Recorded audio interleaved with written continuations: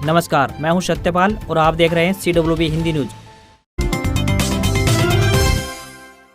हरियाणा में अब 24वें दिन आएगा नहर का पानी, नया शेड्यूल हुआ जारी। हरियाणा में सिंचाई विभाग ने एक बड़ा फैसला लिया है, जिसके तहत अब नहरों में नए शेड्यूल के तहत पानी आएगा। यमुना में पानी की बढ़ोतरी के बाद सिंचाई विभाग ने हरियाणा की नहरों को 5 की बजाय अब 4 ग्रुपों में चलाने का फैसला लिया है। अब से पहले उक्त नहरें 5 ग्रुपों में बह रही थी। नया शेड्यूल सुंदर ग्रुप की नहरों से शुरू हो गया है। 15 अप्रैल तक सुंदर ग्रुप की नहरों में पानी छोड़े जाने के बाद अब बुटाना ग्रुप में 16 अप्रैल यानी इसी तारीख से हफ्ता शुरू हुआ है को पानी छोड़ा गया है। इसके बाद अन्य ग्रुपों में पानी चलाया जाएगा। सूत्रों से मिली जानकारी के अनुसार सिंचाई विभाग ने अब प्रदेशों की नहरों को 5 की बजाय 4 ग्रुपों में चलाने का फैसला लिया है।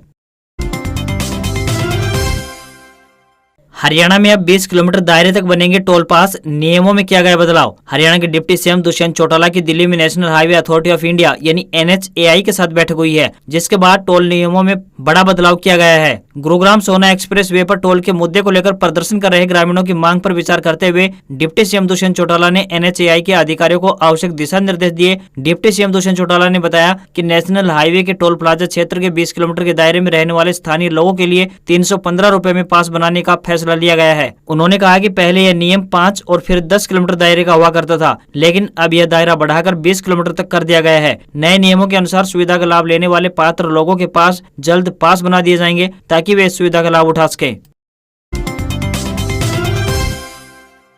बिजली चोरी पर लगेगी लगाम, हरियाणा सरकार ने तैयार किया प्लान। बिजली चोरी करने वालों के लिए बुरी खबर है। हरियाणा सरकार ने बिजली चोरी की घटनाओं पर अंकुश लगाने के लिए एक नया प्लान तैयार कर लिया है, जिसके चलते अब बिजली चोरी करने वालों को बिजली की चोरी करना महंगा पड़ेगा। बता दें कि केंद्र की मोदी सरकार बिजली चोरी पर अंकुश लगाने के लिए एक बड़ा कदम उठा रही है। इसके लिए देश भर में स्मार्ट मीटर लगाने की योजना पर तेजी से काम चल रहा है। इसके लिए मोदी सरकार ने स्मार्ट मीटर नेशनल प्रोग्राम यानी SMNP शुरू किया है और इसे लागू करने की जिम्मेदारी टेलीस्मार्ट इंफ्रास्ट्रक्चर प्राइवेट लिमिटेड नाम की कंपनी को सौंपी गई है। स्मार्ट मीटर तेज चलने की धारणा को लेकर देश के कई प्रतिष्ठित लैब में स्मार्ट मीटर को लेकर कई बार परीक्षण हुए हैं। सब जगह एक ही रिजल्ट सामने आया है कि स्मार्ट मीटर में खपत का रिकॉर्ड उतना ही आया जितनी बिजली की खपत हुई। उन्होंने इस तरह की धारणा को मिथ्या करार दिया है। जिनके यहाँ पुराने मीटर लगे हुए हैं उनमें लाइनमैन या मीटर रीडर की मदद से गड़बड़ी करना आसान काम है, लेकिन स्मार्ट मीटर में इस तरह की गड़बड़ नहीं हो सकती है। इसलिए कुछ लोग स्मार्ट मीटर के बारे में तरह तरह की भ्रांतियां फैला रहे हैं।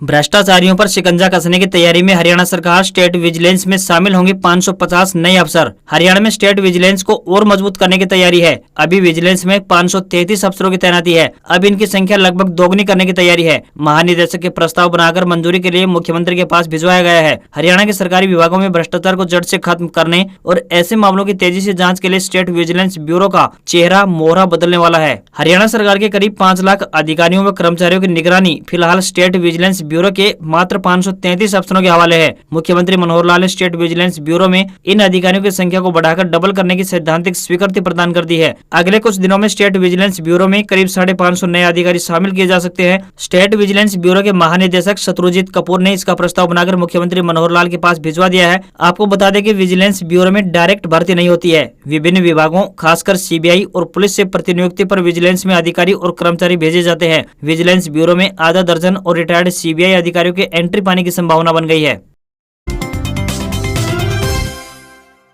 कुरुक्षेत्र विश्वविद्यालय अपडेट, UG एवं PG कक्षाओं की इवेंट सेमेस्टर परीक्षाएं होंगी ऑफलाइन मोड में। कुरुक्षेत्र विश्वविद्यालय के कुलपति प्रोफेसर सोमनाथ सचदेवा के निर्देशानुसार यूनिवर्सिटी टीचिंग डिपार्टमेंट इंस्टीट्यूट की UG एवं PG कक्षाओं के इवेंट सेमेस्टर की परीक्षाएं ऑफलाइन मोड में आयोजित होंगी। इस संबंध में अधिसूचना जारी की जा चुकी है। KU के UTD इंस्टीट्यूट की UG एवं PG कक्षाओं के इवेंट सेमेस्टर के चौथे, छठे, 8वें एवं 10वें सेमेस्टर की परीक्षाएं ऑफलाइन मोड में 17 मई से प्रारंभ होने जा रही है।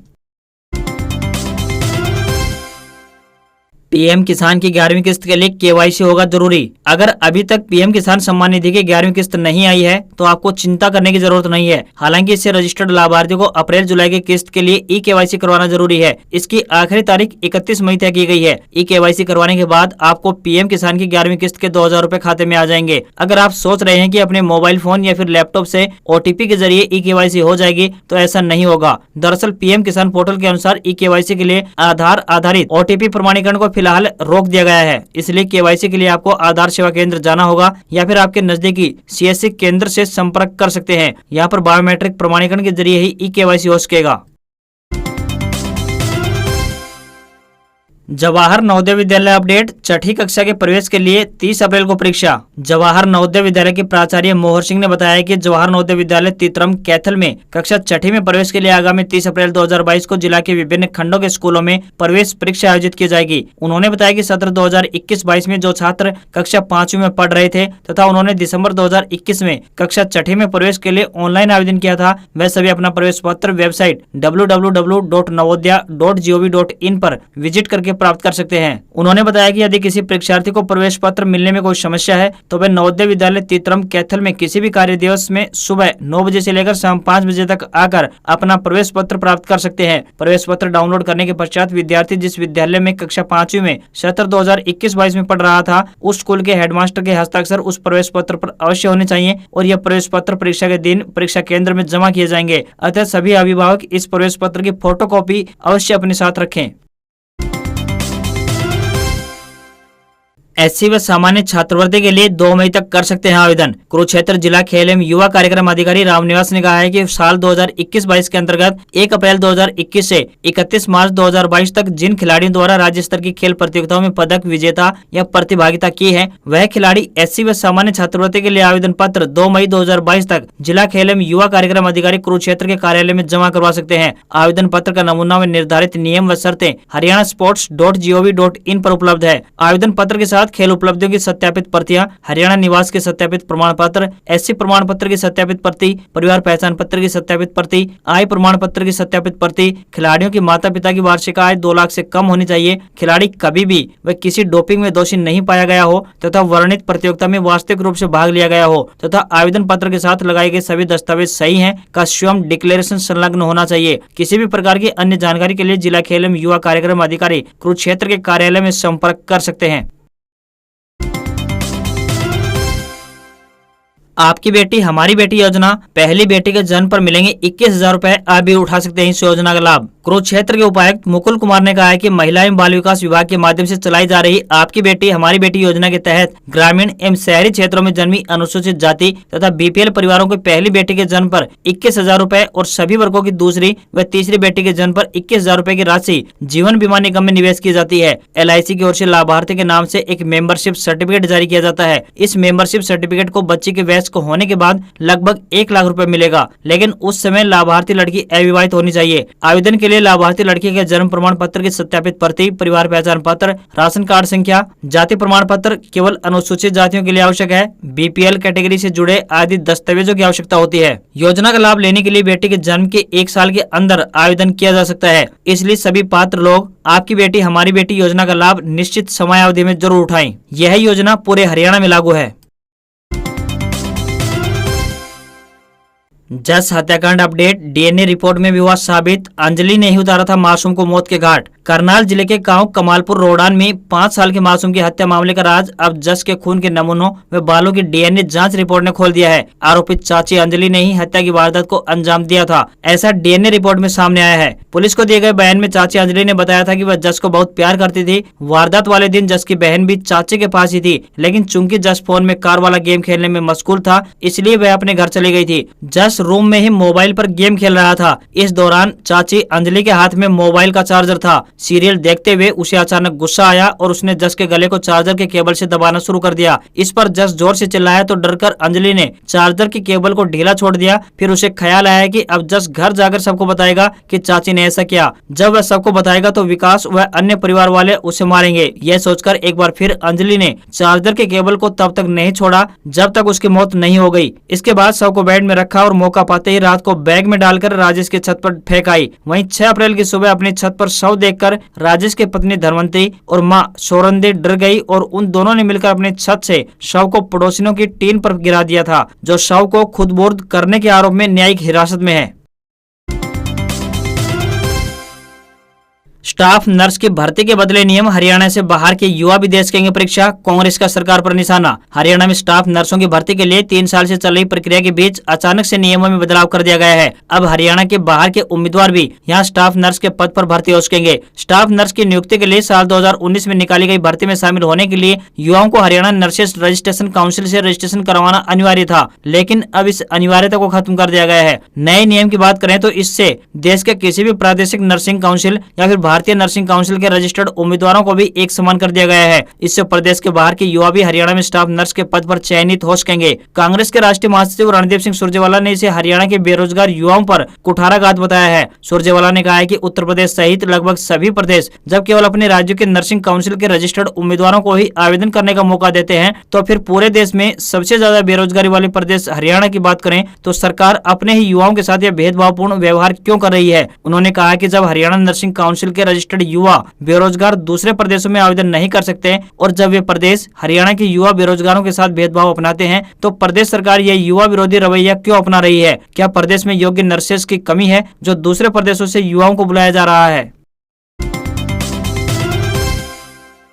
उत्तर भारत में गर्मी का सितम जारी, लू के थपेड़ों से घरों में डूब के लोग, पारा 45 के करीब पहुंचा, 2 दिन में राहत की उम्मीद। उत्तर भारत के 3 राज्यों और एक केंद्र शासित प्रदेश में अप्रैल के मध्य से ही गर्मी का प्रचंड रूप दिखने लगा है। बुधवार को पंजाब के बठिंडा में अधिकतम तापमान की बात करें तो 43 डिग्री तापमान दर्ज किया गया। वहीं हरियाणा के सिरसा में 42.2 डिग्री, तो चंडीगढ़ में 41 और हिमाचल की राजधानी शिमला में तापमान 27 डिग्री सेल्सियस दर्ज किया गया। लोगों को लू के थपेड़े झेलने पड़ रहे हैं। लोग अभी से ही दिन के समय में घरों में कैद हो रहे हैं। मौसम विभाग का पूर्वानुमान है कि आने वाले 2 दिनों में पंजाब, हरियाणा, चंडीगढ़ के साथ राष्ट्रीय राजधानी में बारिश का पूर्वानुमान लगाया गया है। वहीं हिमाचल में आने वाले 4 दिन में मौसम खराब रहेगा। हरियाणा में आने वाले एक सप्ताह में अधिकतम तापमान 45 और न्यूनतम तापमान 25 डिग्री सेल्सियस तक पहुंचने की उम्मीद है। आने वाले दिनों में भी पंजाब और हरियाणा में ऐसे ही हालात जारी रहेंगे। हरियाणा में अगले 2 दिनों में हल्की बारिश होने की संभावना है, साथ ही धूल भरी आंधी चलने की भी संभावना व्यक्त की जा रही है।